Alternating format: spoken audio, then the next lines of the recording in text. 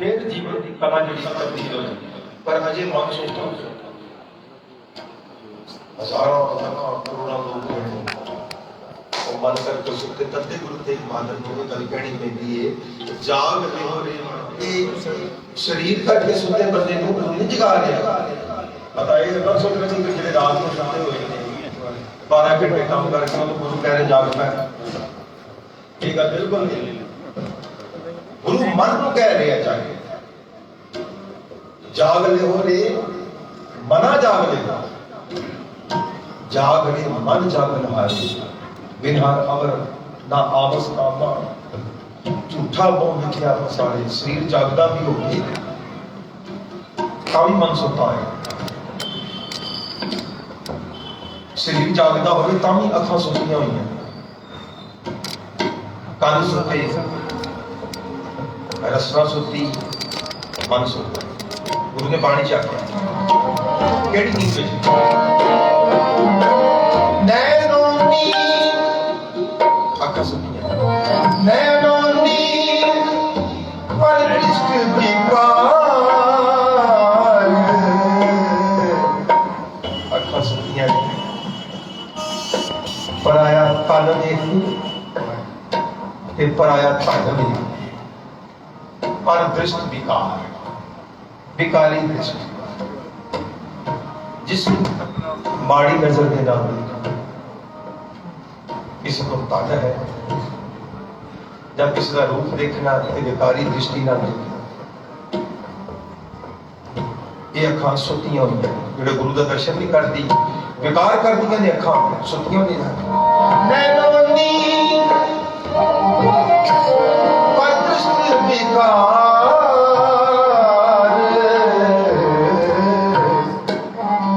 श्रवण सोए श्रवण कहते करना श्रवण क्योंकि श्रवण करते ना सुन के इस करके पुराना संस्कृत लिंग जो है वो करना श्रवण कहते श्रवण सोए सुन निंद विचार निंदा दी विचार इतने गुरु की विचार करनी सी ये आदमी निंदा निंदा किनू कहते निंदा है किसी की वधिया गल होवे ते उसनू घटा के करना किस खूबी है ते ओदे विच दोष भर देने इहनू कहंदे ने निंदा।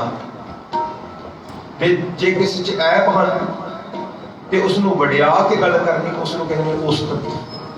ये दोनों ही बैठ ने गुरमत दे विच उस्तत निंदा दो त्याग है खोजे पद निर्वाणा निर्वाण पद की प्राप्ति ता हो सकती जे आदमी उस्तत निंदा दे इस चक्रव्यूह चों निकल जाए वगरना निंदा जिहड़ी है वो आदमी नूं जागण ही नहीं देती।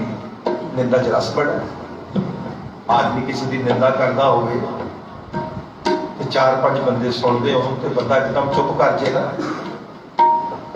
तो वो फिर कहते हैं गल कंप्लीट कर इत्थों कोई छड़ दे पूरी गल को दस मेरे दुश्मन पर निंदा भी होती होती जरा अपने दे नालों संसार में कुछ कदम अगे हो गई जरा थले होती कोई निंदा नहीं करता। निंदा हमेशा ऊपर वाले ने जरा जीवन च कुछ उपलब्धि प्राप्त कर गया है जीवन च कुछ बलांगा इहदे नालों अगे निकल गया है उसकी निंदा ते ये कान सुनते बाणी विचार सुनने के नाल इस नूं आनंद नहीं आता रस कित्थे आउंदा है निंदा दे नाल कान सुते श्रवण सोए सुन निंद विचार रसना सोई लोभ मीठे साध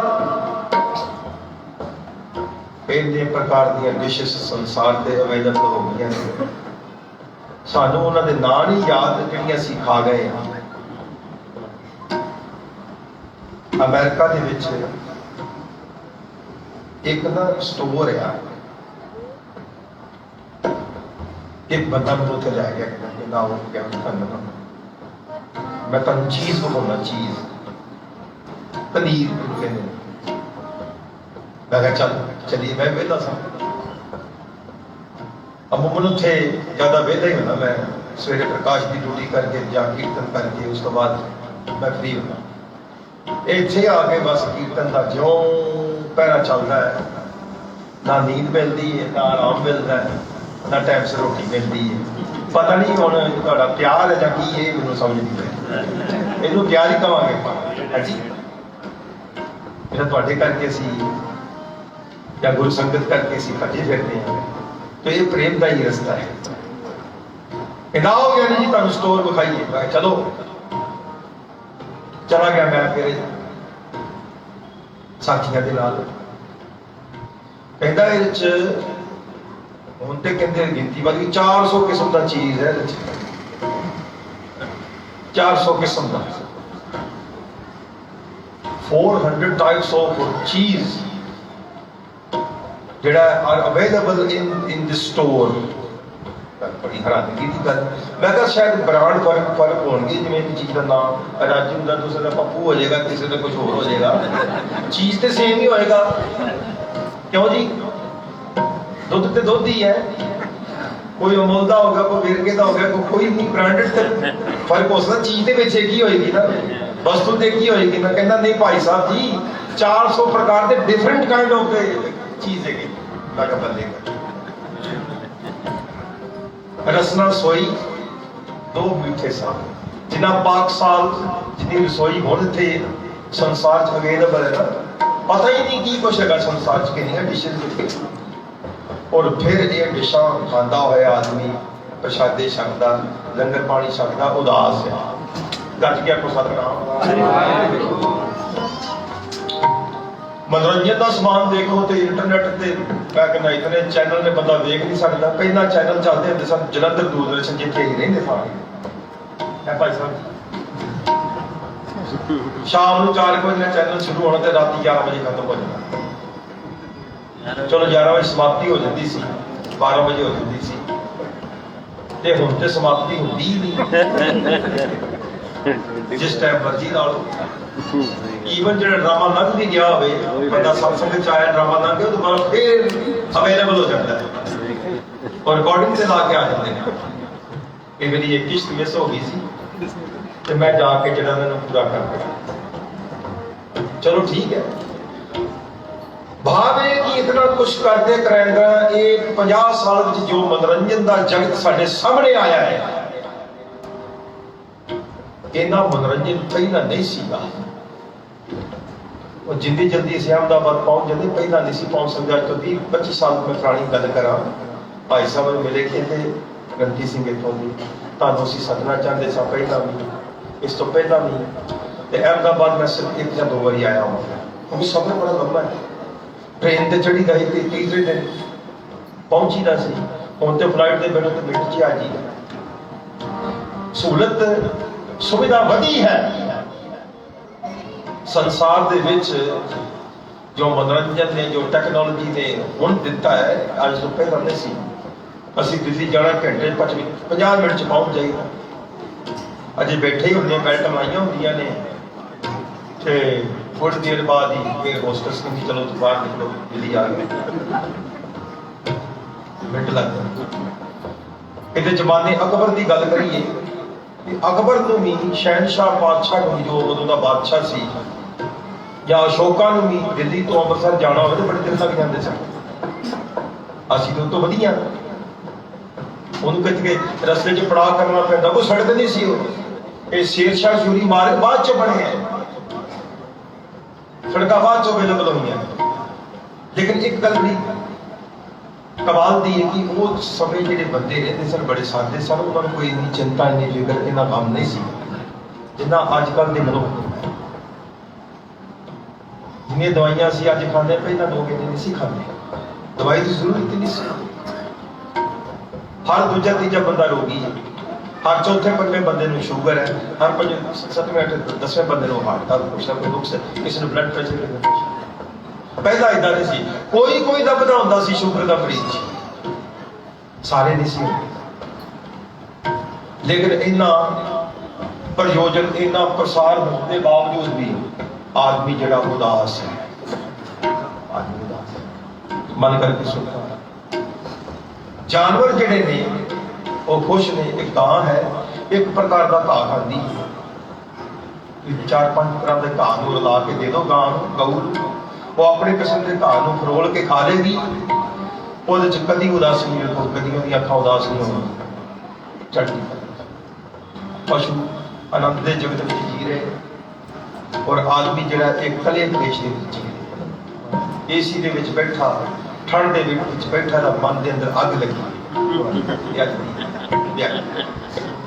गुरु तेग बहादुर सच्चे पातशाह कहते जाग मन करके जाग मन सोया माया विस्मर और पंक्ति न फिर जुड़ नैनों नींद पर विष्णु विकार श्रवण सोए सुन नित विचार रसना सोई लोभ मीठे सार मन सोया माया विस्मर। अगली गल बड़ी जरूरी इस ग्रह में कोई जागत रहे इस ग्रह में कोई जागत रहे इको सतगुर जागता इको सतगुर जागता मुर्दक सुता मोह प्यास अमर जग सुता मोह प्यास जाग ले दे मन जाग ले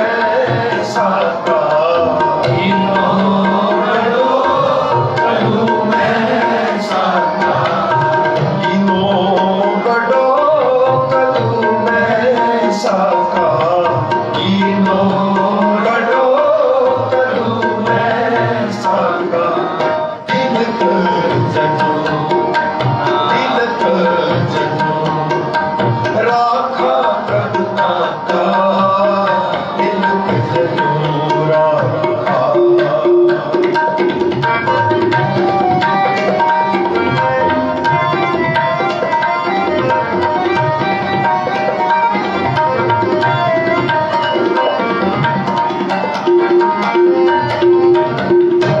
धर्म हेत साका जिंदगी साधन हेत इति जिन करी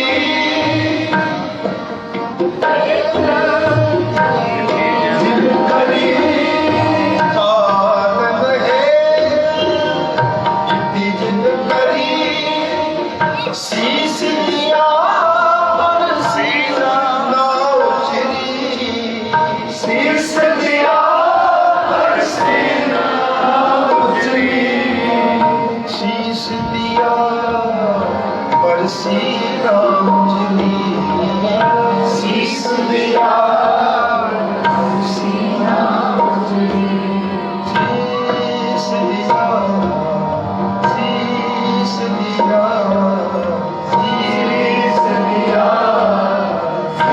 शीश दिया शीश दिया पर सीना चली शीश दिया पर सीना चली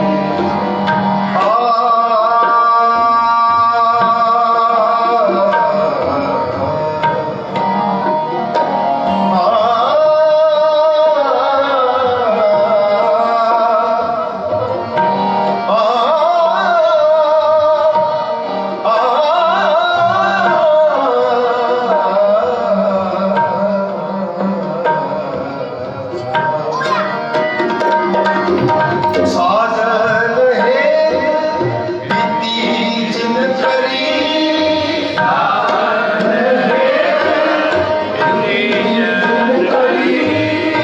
शीश दिया पर सीना चली शीश दिया पर सीना चली शीश दिया पर सीना चली शीश दिया पर सीना चली शीश दिया पर सीना चली शीश दिया पर सीना चली तिलक जनो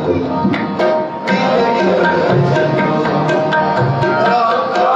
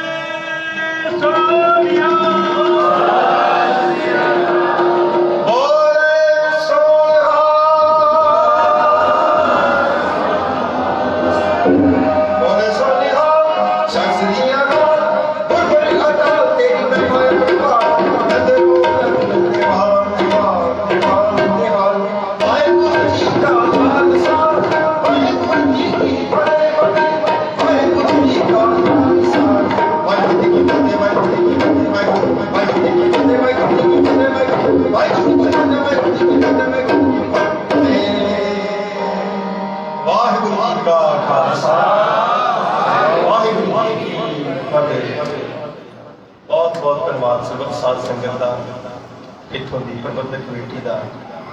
थोड़ी जी मुलाकात हुई है, लेकिन बड़ा ही प्यार बख्शिश किया।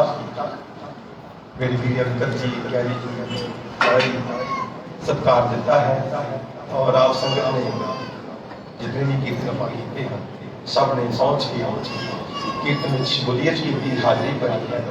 तो आपकी बख्शिश के नाल असी कीर्तन करते हैं, धन गुरु ग्रंथ साहिब सच्चे पातशाह की बख्शिश है। तो इस सेवा इस तरह करते रहिए, भुला चुका की माफी बख्शिश करिए, कई प्रकार की त्रुटियां रह जाती हैं। सत्कार भाई सुरेंद्र सिंह जी बड़े मीठे गायक और बड़े ही अच्छे कीर्तन और बहुत निगे सवाल शख्स हैं। इन्हों के भी तहत करवाती हाँ, इन्होंने अपने सारे प्रमोशन दिते हैं, अपने साथ मान बख्शिश करके प्यार करते हैं।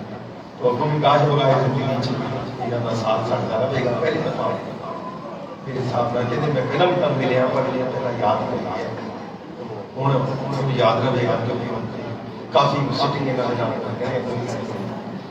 सात संगीत आनंद साहब का हुक्म है, आओ सात संगीत आनंद साहब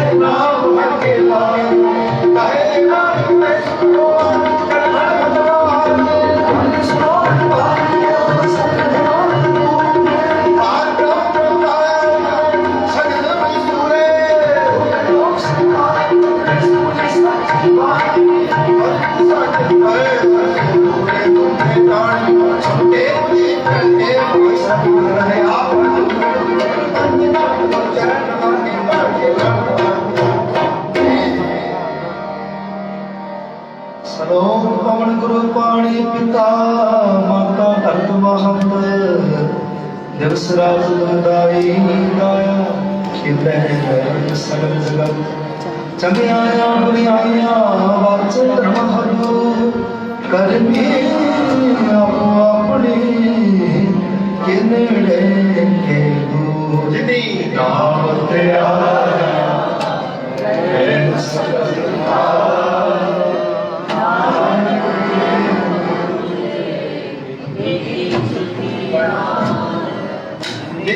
नाम तेरा